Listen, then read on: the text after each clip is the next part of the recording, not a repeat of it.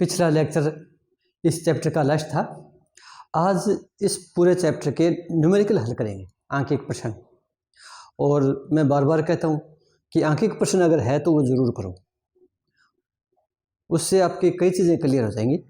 तो आज अपने देखते हैं जो आपकी NCERT की जो बुक है उसमें जो लास्ट में अभ्यास है, प्रैक्टिस के जो क्वेश्चन दे रखे हैं उनमें से 2-4 क्वेश्चन करते हैं हल, और अलग अलग वैरायटी के लेने की कोशिश करेंगे ताकि हर टाइप का आपके पास उसका आंसर आ जाए। तो आज शुरू करते हैं अपना पहला न्यूमेरिकल। तो ये प्रश्न है, तो प्रश्न है कि अभिक्रिया अभिन्न दे रखी है और उसके लिए वेग का सूत्र भी दे दिया और यहाँ पर K का मान दे दिया। ये है A की सांद्रता और ये है B की प्रारंभिक सांद्रता।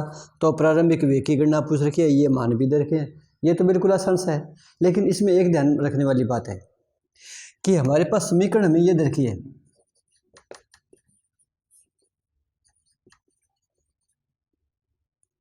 तो अभिक्रिया वेग का सूत्र कैसे लिखेंगे वो ध्यान में रखना है। और पहले भी बताया था कि अभिक्रिया वेग का सूत्र लिखते हैं तो जो अभिक्रियक है उनकी सांद्रता की घात XY लगाते हैं और वो XY प्रायोगिक मान है। इसके अनुसार लगाएं तो कितनी आएगी, देखो एक बार।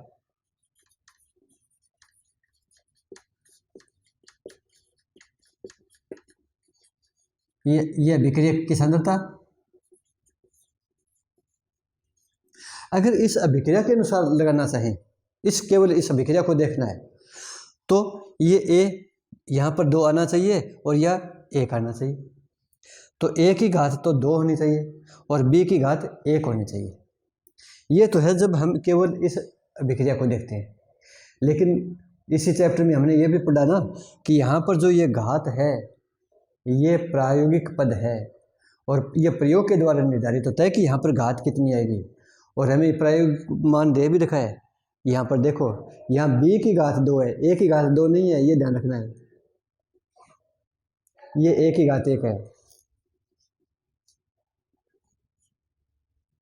हमें ये दिया हुआ है।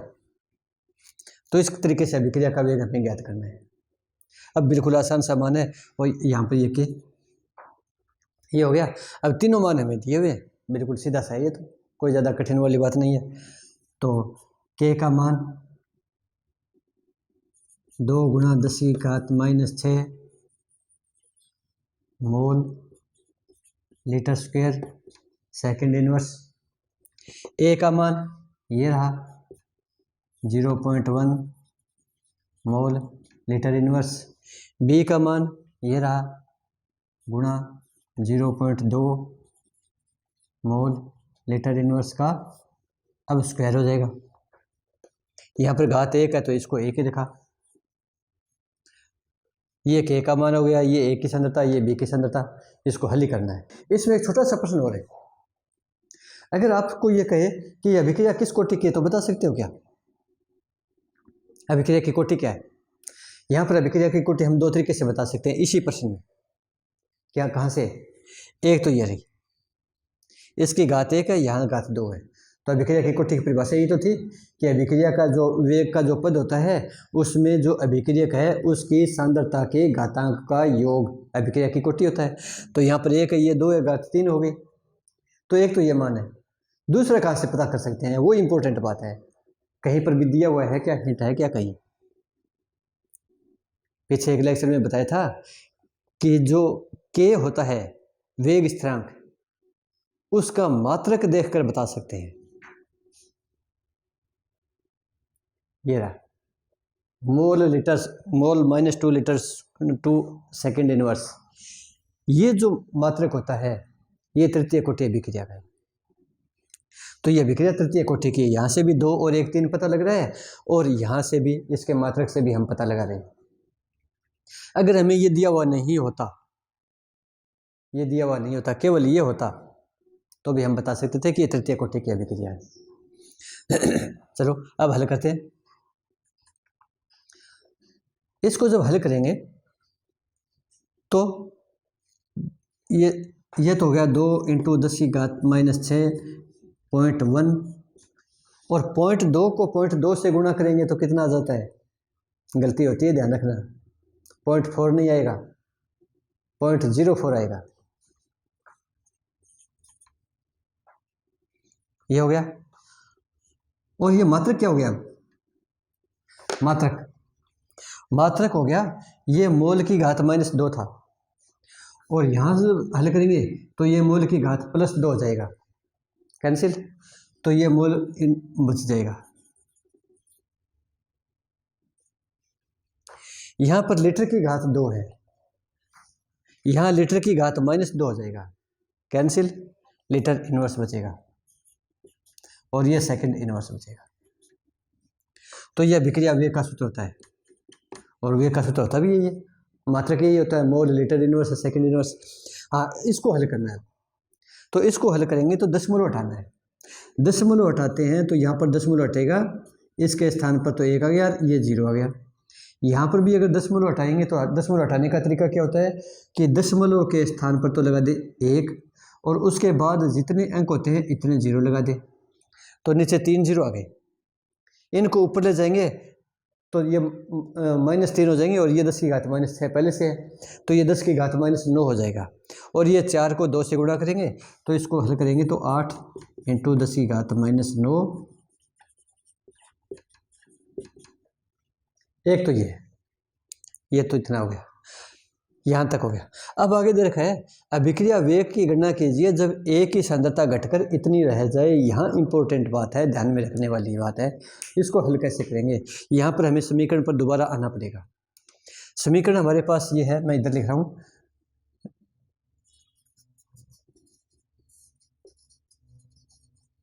प्रारंभ में t बराबर 0 पर हमें दिया हुआ है, t बराबर 0 पर दिया हुआ है, A का है 0.1 मोल, B के हैं 0.2 मोल, चलो मोल के रूप में। उसके बाद अभिक्रिया शुरू हो गई, और अभिक्रिया शुरू होने के बाद A और B ने अभिक्रिया करके उत्पाद बनाना शुरू कर दिया। जब A ने उत्पाद बनाना शुरू कर दिया तो इसकी मात्रा में, सांद्रता में कमी आएगी। कितनी कमी आई है? 0.06 रह जाए तो कितनी घटेंगी? जब 0.06 रहेंगी 0.1 में से, तो यहाँ पर 0.1 में से 0.04 घटाएंगे, तब 0.06 रहेगी। ये लो, यहाँ पर भी छोटी छोटी बातें हैं, ध्यान में रखना चाहिए। ये 0.4 घटेंगे तो 10 में से 4 गए 6, और ये 0, अब 0.06 रहेगी। ये हो गया, तो इतना से घट गई, तब ये 0.06 रही है। यहाँ तो 0.04 की कमी आ गई। अब यहाँ कितनी कमी आएगी? ये गलती नहीं होती है, ज़्यादातर ध्यान में रखना है। और यहाँ पर कितनी गलती आएगी B में, वो मान निर्भर करेगा इसका स्टोकियोमेट्रिक गुणांक कितना है अभिक्रिया में अभिकारकों का।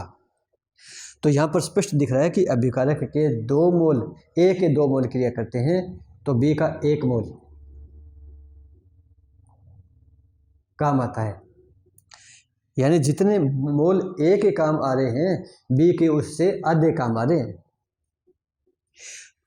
A के अगर 50 मोल काम आएंगे तो B के 25 मोल काम आएंगे। A के अगर 0.04 मोल काम आ रहे हैं तो B के 0.02 काम आएंगे। ये ध्यान में रखना है। तो यहाँ पर यह मान आ जाएगा इसका 0.2 माइनस 0.02। अब कितना बचेगा B के मोल? 0.2 में से घटाएंगे,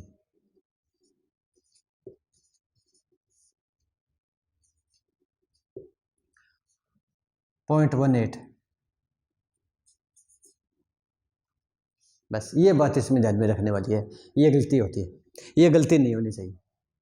अब ये सांद्रता आ गई हमारे पास, A की सांद्रता इतनी है और B की सांद्रता इतनी है। सूत्र हमारे पास यही रहेगा, K का मान दिया हुआ है, वेग का सूत्र ज्ञात करना है बस।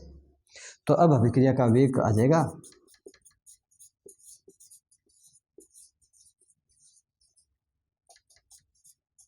A का मान है 0.06 और B का मान है 0.18 का स्क्वायर। ये हो जाएगा मात्रक साथ में ही, जैसे मैंने आपकी बार मात्रक ज़्यादा नहीं लिख रहा, ये वैसे मात्रक हर बार लिखने चाहिए, लेकिन क्योंकि ये रिपीटेशन हो रहा है तो तरीका वही रहेगा, मैं शॉर्ट में बता रहा हूँ आपको। K का मान भी दिया हुआ है,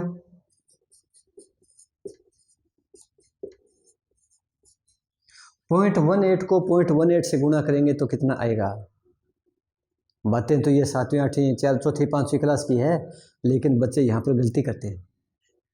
0.18 को 0.18 से गुणा करेंगे, 18 को 8 से गुणा करेंगे 144, 18 1 14 32। दशमलव कहाँ लगेगा? दशमलव कहाँ लगाएंगे? ये गलती होती है, ये कोई खास बात नहीं है। बड़ी कक्षाओं के बच्चे भी ये गलती करते हैं, और ये काम है छोटी कक्षाओं का, तो कोई बात नहीं। यहाँ पर दशमलव के बाद में 1 2 3 4 स्थान है, दशमलव के बाद 4 स्थान है, तो यहाँ तो 3 स्थान है, तो 1 2 3 और 4 और ये आएगा इसका मान।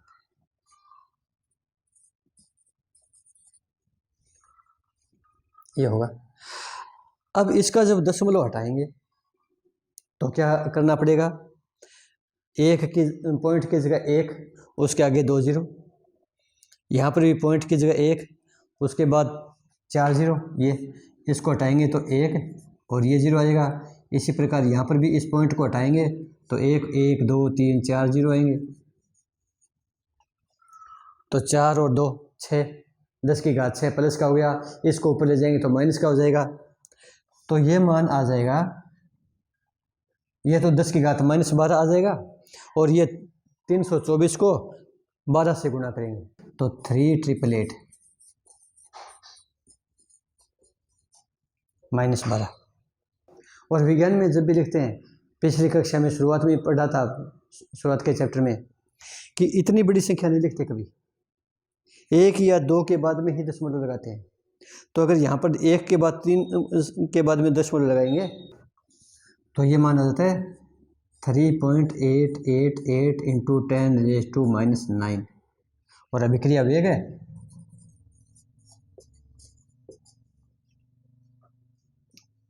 ये होगा। तो अगला प्रश्न है, प्लेटिनम सतह पर अमोनिया का अपघटन शून्य कोटि की अभिक्रिया है। ये तो हमने इस चैप्टर में पढ़ा है, उदाहरण था शून्य कोटि की अभिक्रिया में कि अमोनिया को जब प्लेटिनम की लाल तप्त सतह पर गुजारते हैं तो नाइट्रोजन और हाइड्रोजन बनते हैं। नाइट्रोजन एवं हाइड्रोजन के उत्पादन की दर क्या होगी जब K का मान दे रखा हो? यहाँ पर भी वही बात, थोड़ा सा मैं एक चीज़ और बता रहा हूँ। अगर हमें यहाँ पर शून्य कोटि की अभिक्रिया दिया हुआ नहीं होता तो बता सकते थे क्या शून्य कोटि की अभिक्रिया है? K के मात्रक से बता सकते थे, क्योंकि शून्य कोटि की अभिक्रिया हो तो उस समय K का मात्रक mole litre inverse second inverse होता है। अगर यहाँ पर दिया हुआ नहीं होता तो भी हम इसको शून्य कोटि के अनुसार ही पूरा करते। तो यह अभिक्रिया शून्य कोटि की है तो क्या हो जाएगा? तो इससे पहले हमें अभिक्रिया लिखनी पड़ेगी। अभिक्रिया ये है,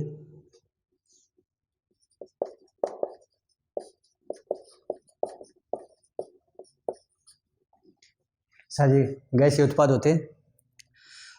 यहाँ पर अभिक्रिया वेग का सूत्र क्या जाएगा?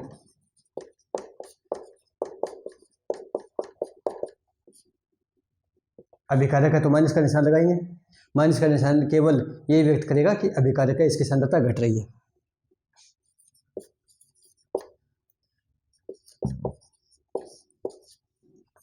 अमोनिया के अनुसार ज्ञात करेंगे तो ये होगा, नाइट्रोजन के अनुसार ज्ञात करें तो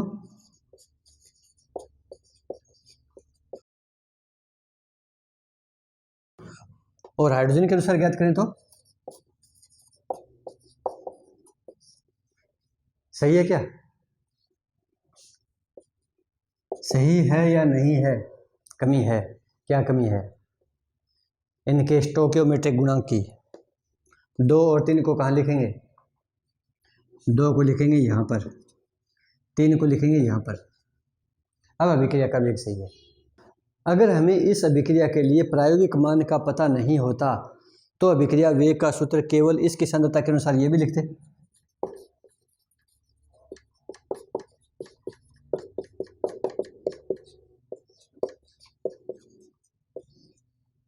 द्रव्यानुपातिक क्रिया के नियम के अनुसार ये 2 है, ये घात 2 आती है यहाँ पर, ठीक है। तो यहाँ पर दोनों, ये भी अभिक्रिया के वेग का सूत्र है, ये भी अभिक्रिया के वेग का सूत्र है, कन्फ्यूज नहीं होना। ये तो है द्रव्यानुपाती क्रिया के नियम के अनुसार अभिक्रिया का वेग, और ये है अभिक्रिया में प्रयोग के दौरान सांद्रता में परिवर्तन और समय के द्वारा अभिक्रिया का वेग, दोनों एक बात आती है। लेकिन यहाँ पर हमें दिया हुआ है शून्य कोटि की अभिक्रिया है, तो शून्य रखेंगे, और कोई भी संख्या उसकी घात शून्य है तो उसका मान 1। तो यहाँ पर अभिक्रिया के वेग का मान कितना आ जाएगा, k के बराबर आ जाएगा, इसका मान 1 हो गया, और k का मान हमें दिया हुआ है।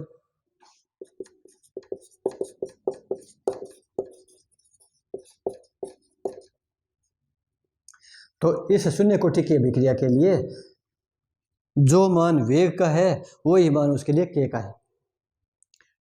अब हमें ज्ञात करना है नाइट्रोजन एवं हाइड्रोजन के उत्पादन की दर क्या होगी। ये उत्पादन हो रहा है इनकी दर क्या होगी। तो अब की बार हमें ये काम आएगा, ये रही नाइट्रोजन के उत्पादन की दर, ये रही हाइड्रोजन के उत्पादन की दर, और ये मान किसके बराबर है, अभिक्रिया वेग के। अभिक्रिया वेग कितना निकला है, ये रहा। तो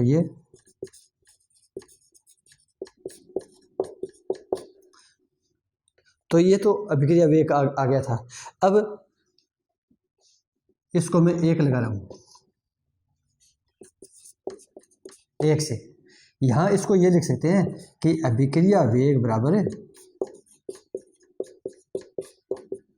जो हमें काम की चीज़ है उसी को रखना है, बाकी को छोड़ देंगे। हमें नाइट्रोजन और हाइड्रोजन के उत्पादन की दर निकालनी है, तो पहले नाइट्रोजन को लेते हैं। तो हमारे पास नाइट्रोजन से संबंधित ये बात है, तो इस पूरे सूत्र में केवल इसको लेंगे, बाकी जरूरत नहीं है तो उसको छोड़ देंगे। तो अभिक्रिया का वेग बराबर इसके है।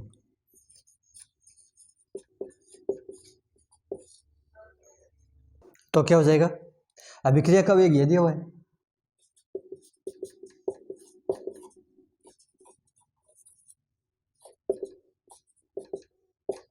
बराबर ये क्या है, ये N2 के उत्पादन की दर है।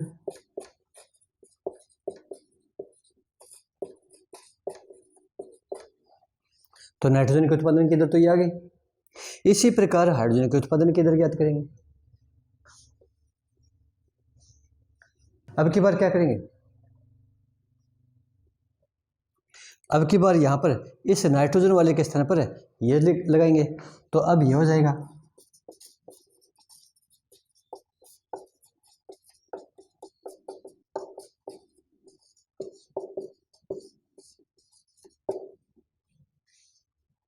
ठीक है।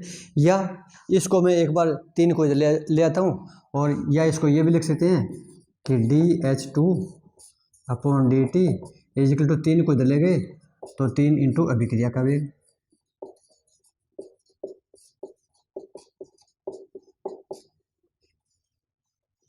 अभिक्रिया का वेग ये रहा, तो ये माना जाएगा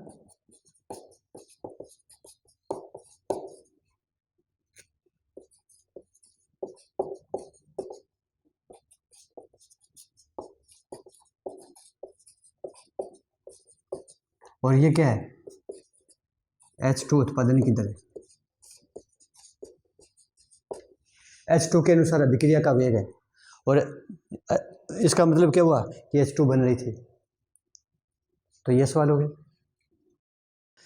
ये कि एक अभिक्रिया A के प्रति प्रथम कोटि व B के प्रति द्वितीय कोटि की है। अवकल वेग समीकरण लिखिए।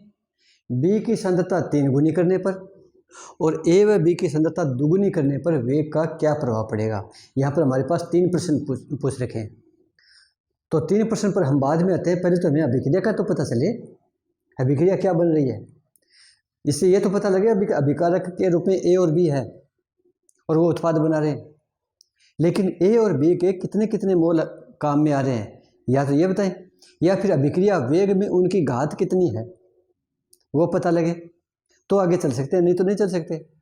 तो घात कितनी है वो हमें दिया हुआ है, ढूंढेंगे। अभिक्रिया लिखते हैं पहले,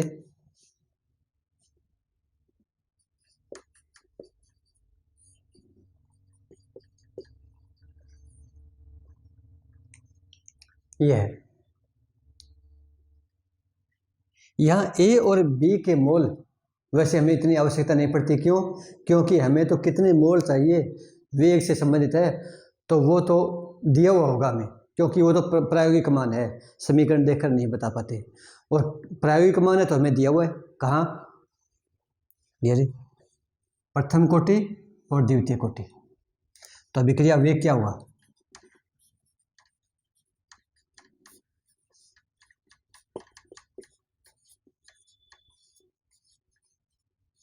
ये तो होगा। अभिकारकों की सांद्रता के गुणनफल के समानुपाती होता है। लेकिन घात कितनी आएगी, घात बता रखी है, ए के प्रति प्रथम कोटि तो ए की एक घात होगी, बी के प्रति द्वितीय कोटि तो बी की 2 घात होगी, बस। तो जो ऊपर घात होती है वो उस अभिक्रिया के संदर्भ की कोटि होती है। तो ये ए के संदर्भ में प्रथम कोटि की और बी के संदर्भ में द्वितीय कोटि की अभिक्रिया है। कुल कोटि कितनी हो गई अभिक्रिया की, 3 हो गई। खैर उसकी आवश्यकता नहीं पड़ेगी। अवकल वेग समीकरण लिखिए। अब अवकल वेग समीकरण क्या होगा, तो अभिक्रिया का वेग का सूत्र होता है वही तो होगा। यहाँ ये लिख सकते हैं, इसको मैं 2-3 तरीके से लिख सकता हूँ, एक तो सांद्रता के अनुसार भी लिख सकता हूँ और वो दूसरी भी लिखेंगे। तो अवकल ये तो हो जाएगा, इसके अनुसार करेंगे तो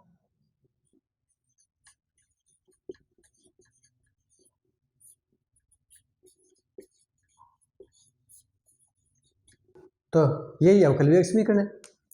तो अवकल वेग अभिक्रिया वेग के स्थान पर ये लिख सकते हैं कि ये अवकल वेग समीकरण है, क्या होगी कि अभिक्रिया का वेग बराबर है k इंटू ए की घात 1। अब दूसरा ज्ञात करते हैं, b की सांद्रता 3 गुनी करने पर वेग पर क्या प्रभाव पड़ेगा। कब, तो पहले वेग कितना था और b की सांद्रता को 3 गुना कर दें तो क्या प्रभाव पड़ेगा। तो हमारे पास इस अभिक्रिया वेग की 2 समीकरण आ जाएगी, एक तो ये हो जाएगी और एक जब सांद्रता 3 गुनी हो जाएगी तो हो जाएगी। फिर देखते हैं कितना गुना होता है। तो अब दूसरा है, एक तो इसी को लिखते हैं, इसको 1 कह रहा हूं मैं।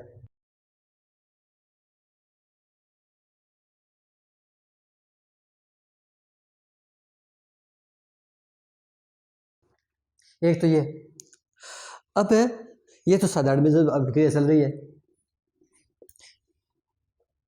जब सांद्रता 3 गुनी कर दें तो बी की,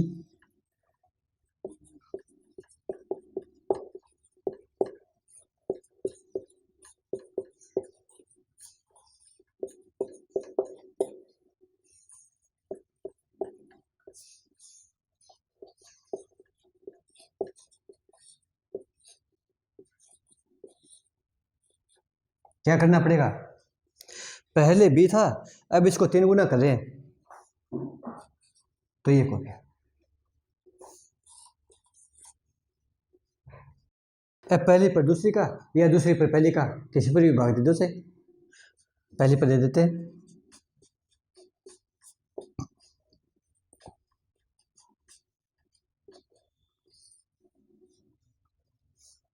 ये हो जाएगा।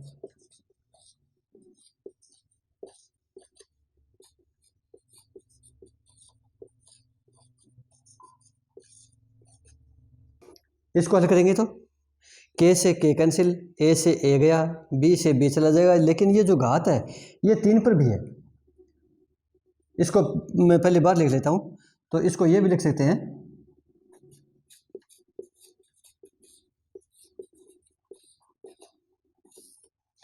इस 3 को मैं पहले बार लिख रहा हूँ 3 का स्क्वायर, और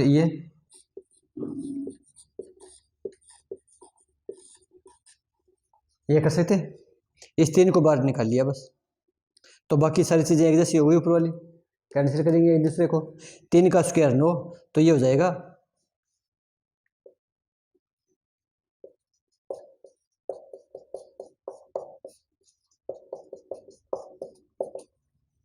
वेग 1 बटा वेग 2, ये ऊपर 1 रह जाएगा, ये 9 हो जाएगा।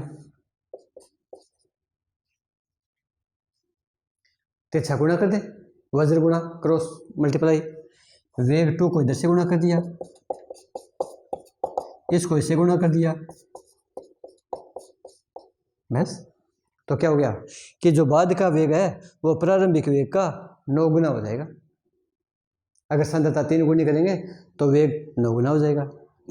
अब तीसरा लेते हैं, ए व बी की सांद्रता दुगुनी करने पर वेग का क्या प्रभाव पड़ेगा, इसका देखते हैं। तो पहले तो यही रहेगी,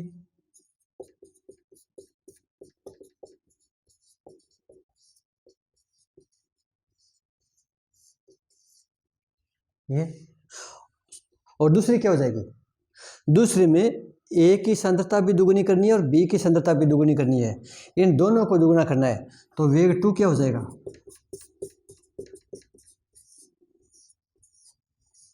ए की सांद्रता दुगुनी ये कर दी, बी की सांद्रता दुगुनी ये होगी, बस पहली पर दूसरी का भाग दे दो, वही तरीका।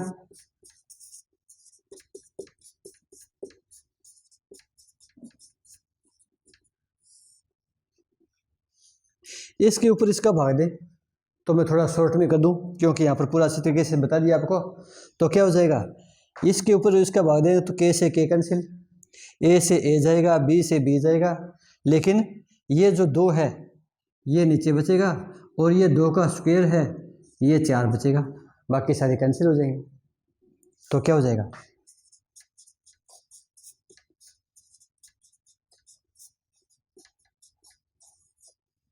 ये हो जाएगा, तिरछा गुणा करेंगे,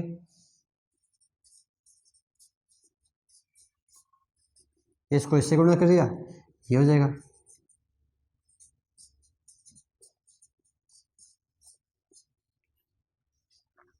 अब अभिक्रिया का वेग 8 गुना होगा, तो यहाँ पर अकेले बी की सांद्रता जब 3 गुनी करते हैं तो वेग 9 गुना होता है, और जब दोनों की सांद्रता को दुगुना करते हैं तो वेग 8 गुना होता है। एक आसान सा क्वेश्चन और होता है कि हमें दे रखा है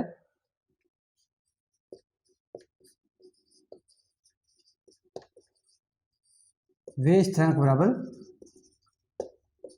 2 मिनट इनवर्स, तो अभिक्रिया की अर्धायु ज्ञात करो।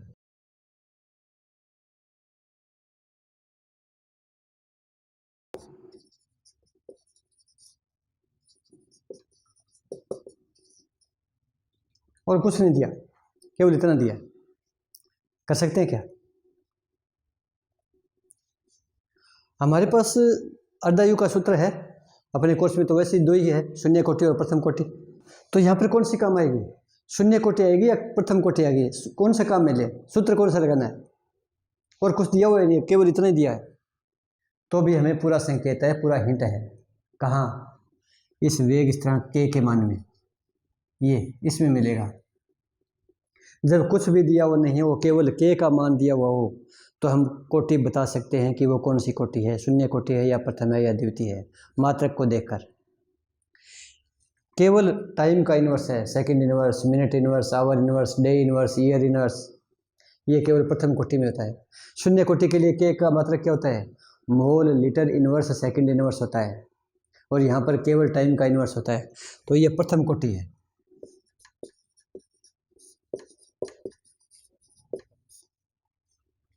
ये अभिक्रिया प्रथम कोटि की है, और प्रथम कोटि की अभिक्रिया के लिए अर्धायु का सूत्र हमें पता है, बिल्कुल आसान है, T half is equal to 0.693 अपन के का मान दिया हुआ है, बस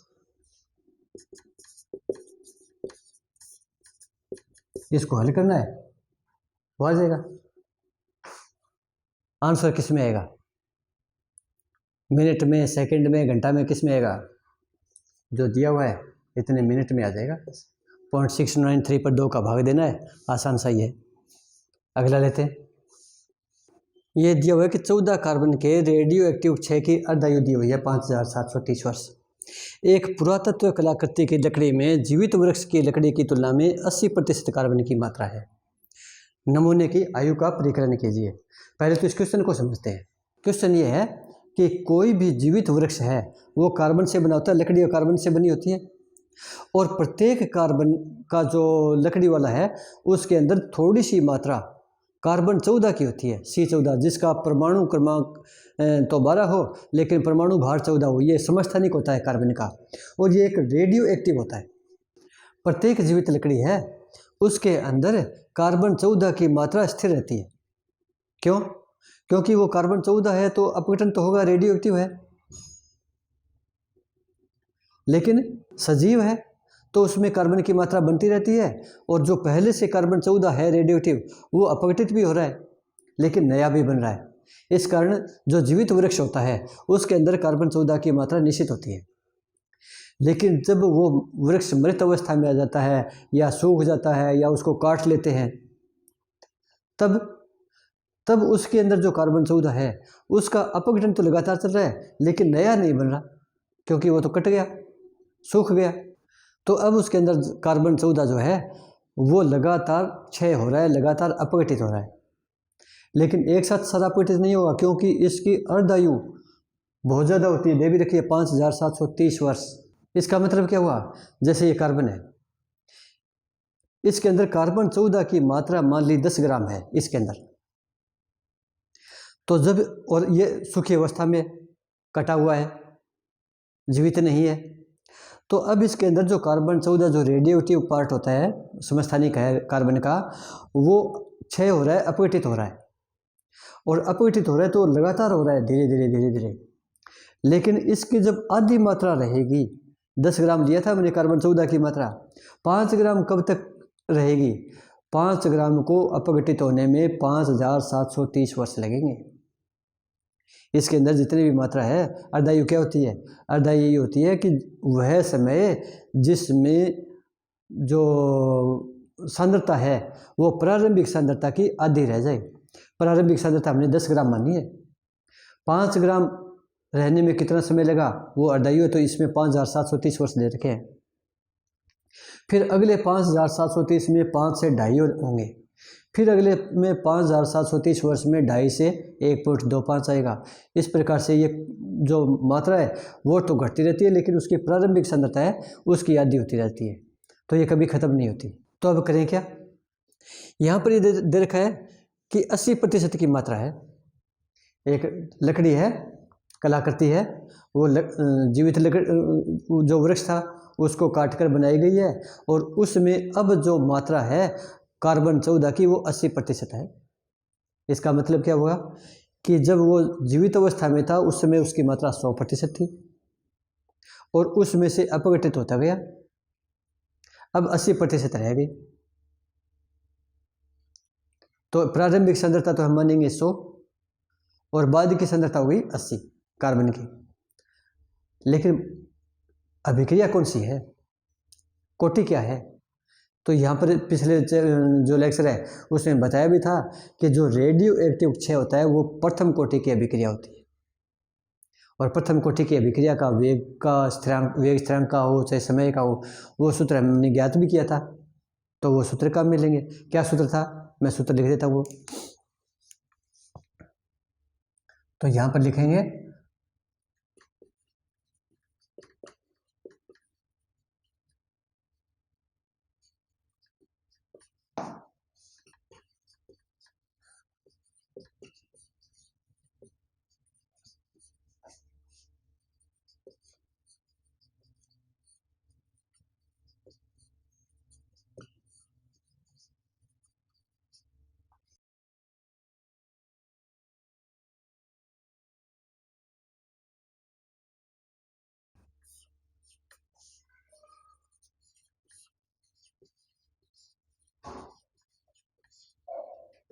ये था प्रथम कोटि के लिए।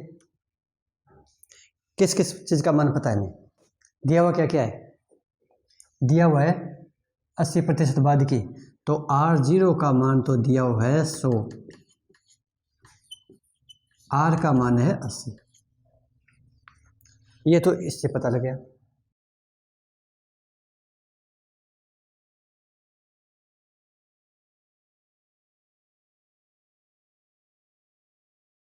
नमूने की आयु निकालनी है, नमूने की आयु का मतलब है T।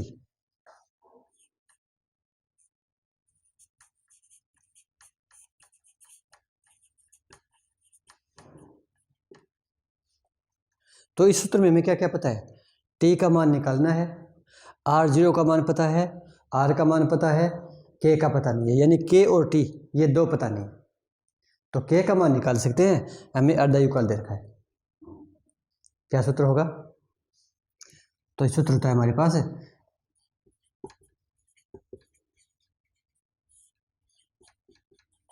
ये होता है। टी हाफ का मान रख देंगे, के का मान आ जाएगा, वो के का मान इसमें रख देंगे तो टी का मान आ जाएगा। तो यहाँ से के का मान क्या आ जाएगा,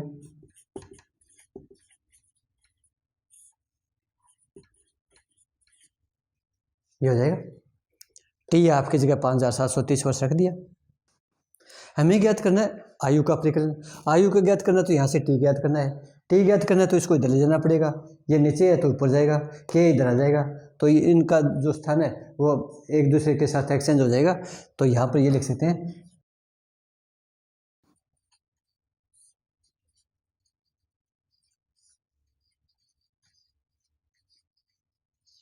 ये हो जाएगा। मान रखने हैं बस सारे, के का मान भी है, बाकी सारा मान हमारे पास है। तो टी का मान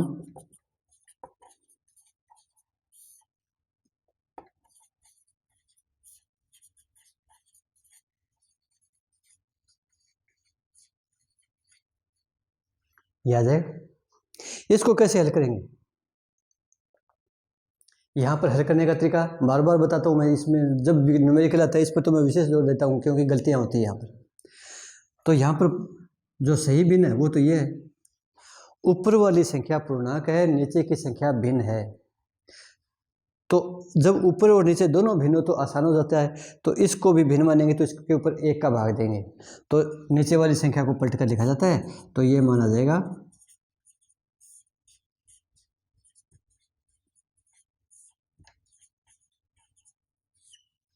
यहाँ तक तो ठीक है। इसको क्या लिखेंगे, log a upon b is equal to log a minus log b।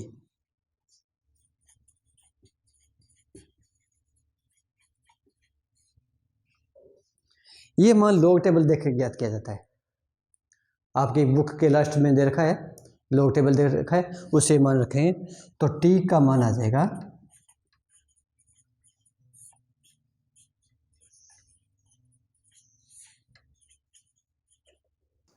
इसको जब हल करेंगे तो ये 3 है, 1 2 3, तो 2 पॉइंट और 10 का 0 पर देखेंगे, 10 का 0 पर log हमेशा 0 होता है। तो यहाँ पर ये 4 अक्षर आते हैं माइनस, यहाँ पर 2 अंक है तो 1 लिखेंगे पॉइंट, यहाँ पर 80 का 0 पर देखेंगे और 80 का 0 पर देखते हैं तो ये मान आता है 0.9031। इसमें से एक घटाकर फिर हल करेंगे इसको। तो जब इसका हल करेंगे मैं, क्योंकि यहाँ पर ये काफ़ी लंबी चौड़ी संख्या हो गई, टाइम कंज्यूमिंग, तो मैं यहाँ पर अलग से इसका कैलकुलेशन करके सीधा आंसर लिख रहा हूँ, 1845 वर्ष आएगा।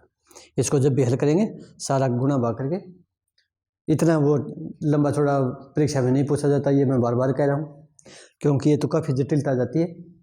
खैर कोई बात नहीं, इसको आप अलग से रफ में करके देख सकते हो, इतना मान आएगा। नेक्स्ट क्वेश्चन लेते हैं। अब प्रश्न है कि दर्शाइए कि प्रथम कोटि की अभिक्रिया में 99% अभिक्रिया पूर्ण होने में लगा समय 90% अभिक्रिया पूर्ण होने में लगने वाले समय से दुगुना होता है। अभिक्रिया प्रथम कोटि की है, प्रथम कोटि के लिए हमें के का सूत्र भी पता है, टी का मान भी पता है, तो पहले टी वाला लिख देते हैं क्योंकि आयु से संबंधित हो गया, ठीक है, लगा समय। तो टी का सूत्र हो जाता है यहाँ पर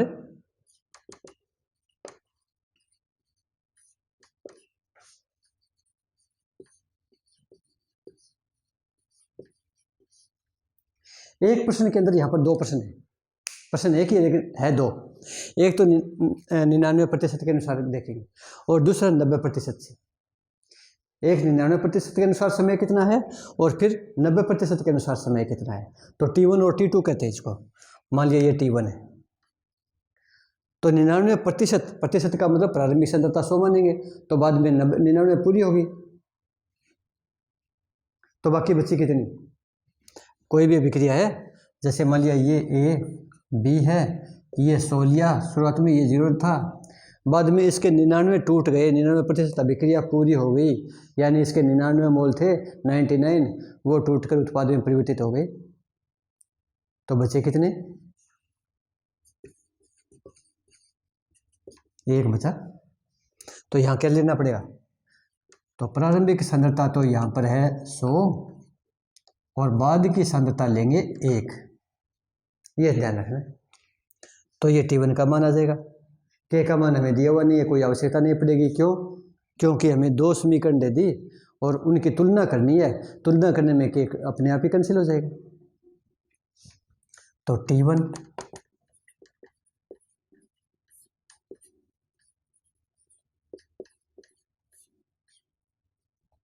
ये हो जाएगा। इसको हल करेंगे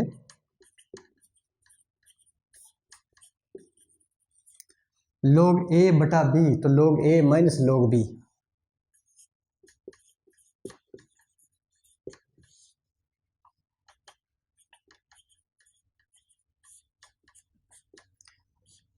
तीन अंक है तो 2 पॉइंट और log 10 का 0 पर 0 होता है माइनस, ये एक अंक है, एक अंक है तो 0 पॉइंट और 0 1 का 0 पर देखेंगे तो ये 0 ही आएगा। तो ये माना जाता है ये 2 हो गया, एक तो ये हो जाएगा। अब दूसरा निकालते हैं। अब की बार 90% है, तो 90% है तो R0 का मान तो 100 ही रखेंगे, लेकिन R का मान 90% अभिक्रिया पूरी हो गई, बची कितनी सांद्रता, कितनी बची 100 माइनस 90 10। तो T2 का क्या हो जाएगा?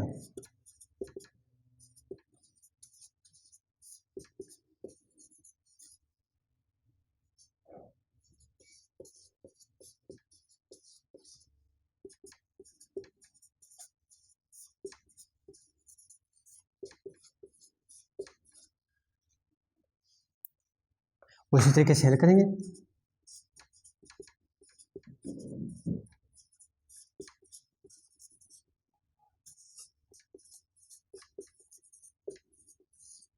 log 100 माइनस log 10,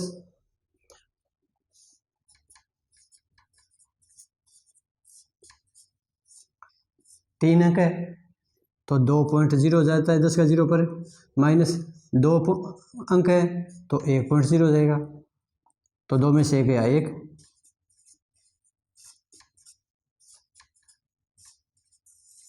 ये दूसरा गया। तो अब हमारे पास T1 और T2 का मान आ गया 99% और 90% के अनुसार। अब ये सिद्ध करना है कि ये लगने वाले समय से दुगना होता है, तो T1 और T2 का भाग देते हैं।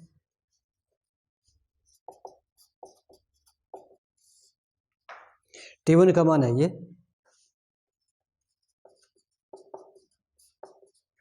T2 का मान है ये, भाग देंगे।